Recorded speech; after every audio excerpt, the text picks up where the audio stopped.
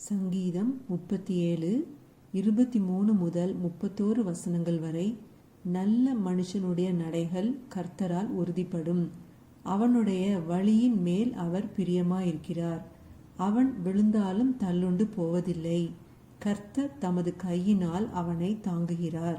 நான் இளைஞனாயிருந்தேன், முதிர் வயதுள்ளவனும் ஆனேன். ஆனாலும் நீதிமான் கைவிடப்பட்டதையும் அவன் சந்ததி அப்பத்துக்கு இறந்து திரிகிறதையும் நான் காணவில்லை. அவன் நித்தம் இறங்கி கடன் கொடுக்கிறான். அவன் சந்ததி ஆசீர்வதிக்கப்படும். தீமையை விட்டு விலகி நன்மை செய், என்றென்றைக்கும் நிலைத்திருப்பாய்.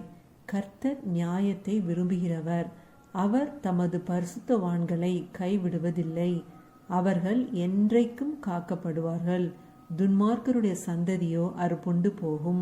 நீதிமான்கள் பூமியை சுதந்திரத்துக் கொண்டு என்றைக்கும் அதிலே வாசமாயிருப்பார்கள். நீதிமானுடைய வாய் ஞானத்தை உரைத்து அவனுடைய நாவு நியாயத்தை பேசும்.